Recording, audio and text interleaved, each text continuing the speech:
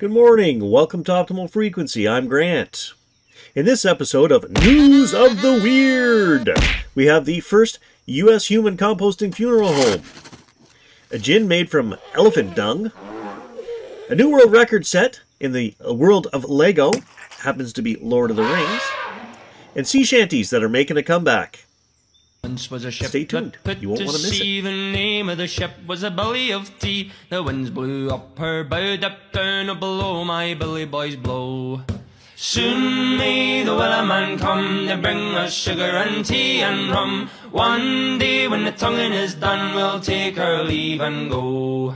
She had not been 2 weeks from shore when down on her a right whale bore. The captain called all hands and swore he'd take that whale in tow.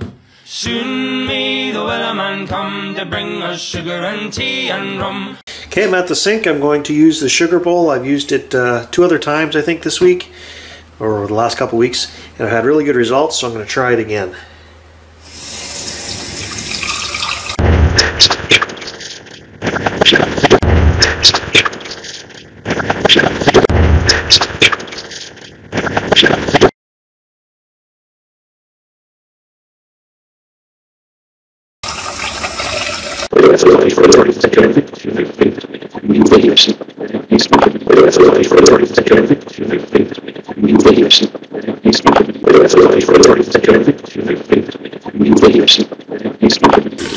Good afternoon, spirits. Thank you for joining me.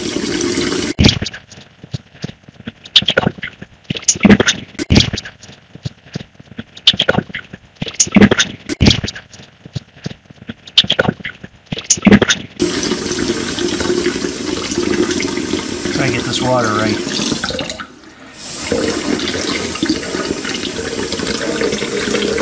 How's that?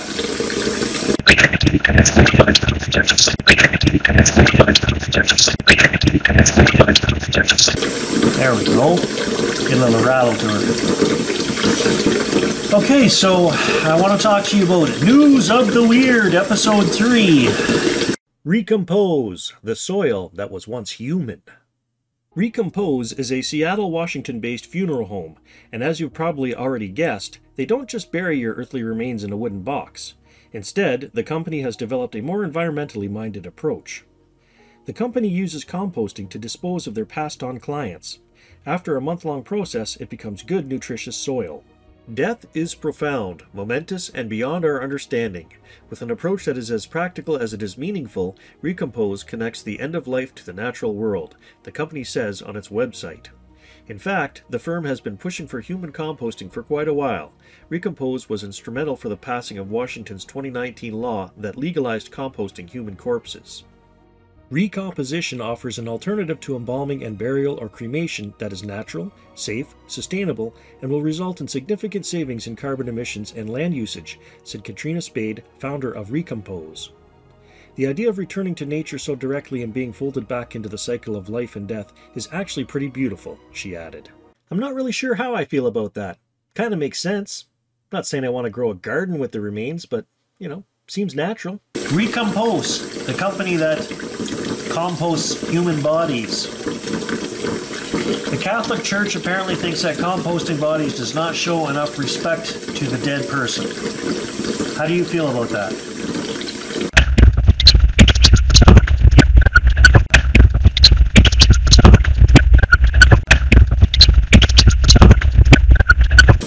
When we die and we leave our bodies, do we care what happens to that body?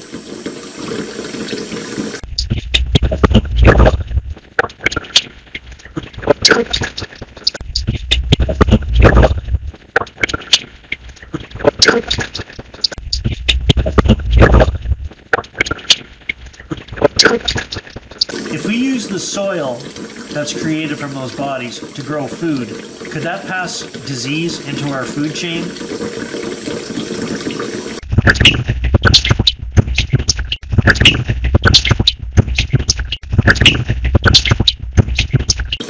When we die, are we glad to be free of our bodies?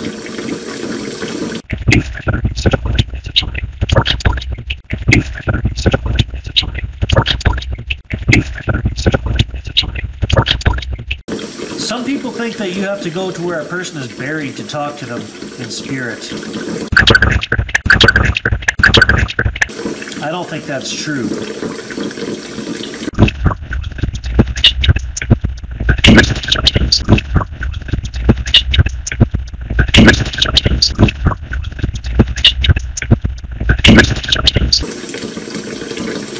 But if you do go to that spot, does it help in the communication, or does it not matter?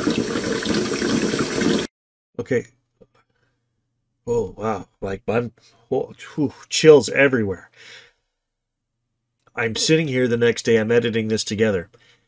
This is why I do this, because in my head, I think you can talk to spirits anywhere. I think I could go down to the creek and talk to my buddy Jim. And I think that you can do that. But the questions I asked were, do you have to go to that grave? Well, it seems like they corrected me and said, you know, for some people, you do have to go to that grave and talk to them. It helps, I guess. Maybe helps them pass. Maybe they're stuck. I don't know. But this message that I just deciphered, like, here comes another wave of chills over me right now. I've been to a few funerals in my life. Never have I thrown a pebble on anyone else's grave but Jim's. And we all did. There was rocks there. I don't know if it's a Catholic thing or whatever. I don't know. When you shoot rock in the, you know. This is amazing.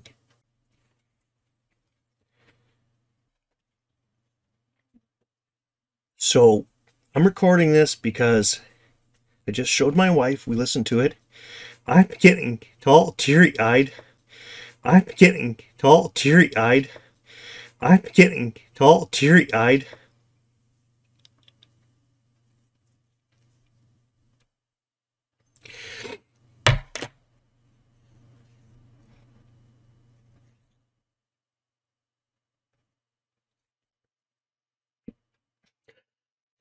I don't cry very easy.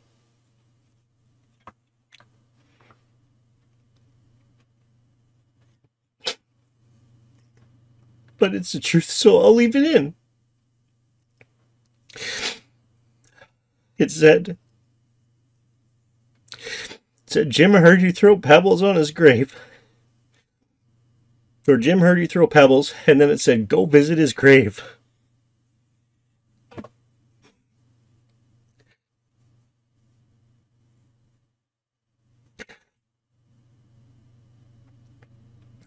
And we never went back. 20-some years.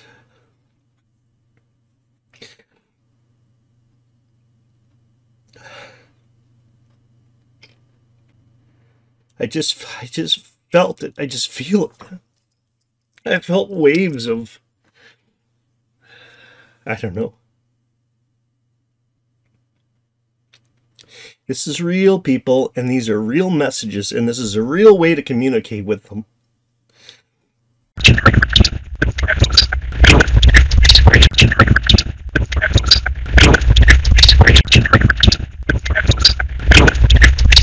So we just decided, we discussed it. I mean, that's a message plain as day. It says go back to his grave. So we decided after 20-some years, we're going to go back. We're going to make a trip of it. We'll contact Jim's brother and all the people that we went with, and maybe everybody wants to do a road trip and we'll go back. Maybe that's what Jim wants. Maybe he wants us to get all back together again and like the good old days. And so we'll film it and let you know how the trip goes.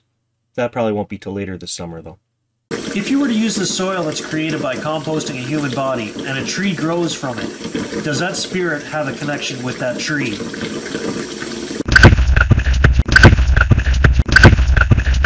Gin that's made from South African elephant dung.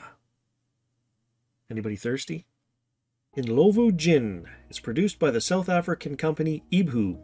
The drink is produced from a bunch of crap, but at least it didn't come from a human being. Oh no, the poop in question was excreted by a much larger animal. In fact, the largest of all living land mammals, the African elephant. According to Ibhu's website, Indlovu is the only gin designed by the African elephant from Foraged Botanicals. The company says that the drink uncovers the true taste of Africa in every glass. Really? That's the marketing slogan you want to go with for a poop gin? Should you taste the gin, you would detect hints of the usual gin flavorings, such as juniper berries and coriander, but you'll also taste whatever it was that the elephant chose to eat, which could include aloe, acacia, or any number of other grasses, fruits, or bark. I'm not a gin drinker. Thank God. Okay, let's talk about the elephant dung gin.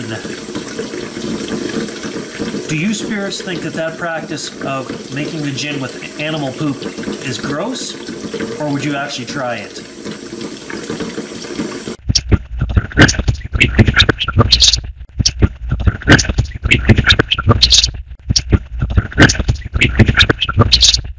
What animal poop would make the best gin?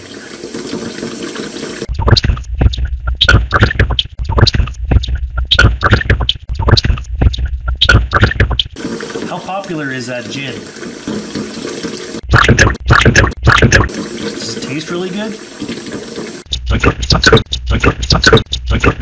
Lego diorama in China contains over 150 million Lego blocks. The story comes from Shenzhen, China, where the Smeardland Children's Museum smashed the previous record for the biggest Lego display. The stats for those who are working on something in their basement with aspirations of one day holding a Guinness title, the display measures over 2,060 square feet and took over 150 million blocks to complete. Over 40 designers and engineers worked for 3 years on the project as part of the museum's Blocks Kingdom exhibit. The full exhibition includes Lego animals, an outer space battle heavily populated with Star Wars Legos, and reconstruction of famous world monuments. There's also a 1-to-1 scale main street with kid-sized Lego people, so you can experience what it's like to be living in a block world yourself. For connoisseurs, they have a wall with Lego figurines from over 1,000 collections. The Lord of the Rings diorama earned the record all on its own. It displays as much of Middle-earth as the movies cover, including the Shire, Mordor, Rivendell, Helm's Deep, and Minas Tirith. There's even a smog lurking and a carefully constructed Lego lava flow within the walls of Mordor. I have a true story about Lego, and Gary laughs about this all the time when we think back. So this was at least 35 years ago. We were kids. We were probably 7 or 8 at the time. And we had some Legos. And I actually, as a kid, wrote the Lego company to ask them, say, well, we want dragons and knights and this and that. This was before you could get anything. Just Legos were Legos, just regular Legos. They wrote me back a letter saying, oh, we can't do it. Not going to happen. And literally, like the next year, all this like Lego stuff come out. So Gary laughs. He says, you made them $1 billion. I should have saved that letter because I'm sure it would have been worth something to this day. That's funny. You know, but I didn't care. We were just happy to get the dragons and the knights and everything else. Did you watch the Lord of the Rings movies? Do you have movies where you are?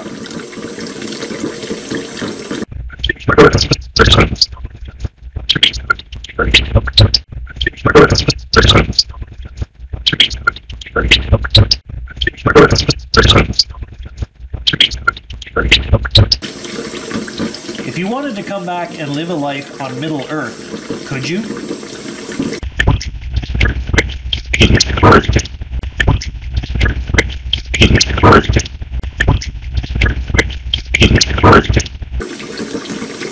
Did those executives at Lego steal my idea all those years ago when I wrote them that letter?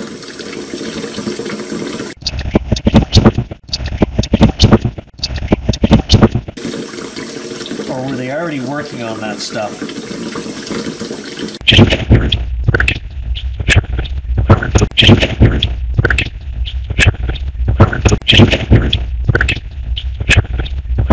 Sea shanties are back in fashion. Maybe you could tell by that opening music I ran. Actually, I really enjoyed it. I thought it was fantastic. Wondering what a sea shanty is? They're songs sung by sailors to make workdays go by better. If you're not on TikTok, get to know the song Wellerman. It made heavy use of TikTok's duet feature, allowing different creators to layer their vocals and instruments into one song. The original singer, Nathan Evans, was a Scottish mail carrier until 2 weeks ago. He quit his job after his video earned over 10 million views. Now he's recording music full-time because his first release on Spotify charted with over 3 million plays in its first week, and he's #1 on the UK's top 40 chart. Even Andrew Lloyd Webber and Brian May duetted his original shanty video. Which is the one I played in the opening. The disruption to Evan's life, and anyone who took time to duet him, is kind of the point of sea shanties. They're fun songs to break up the oppressive mundanity of life at sea. You don't have to be a talented singer on a ship, it's more just about joining in and contributing. The structure is remarkably similar to what Wellerman went through on TikTok. One singer handles the verses, sometimes improvising, while the rest of the crew joins in for the choruses. So that one I didn't find all that weird, I just found it entertaining. I mean, who doesn't enjoy a good sea shanty?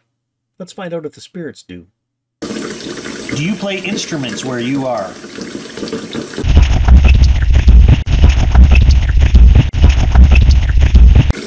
Do you sail ships where you are? And if so, do you sing sea shanties while you're on the ships?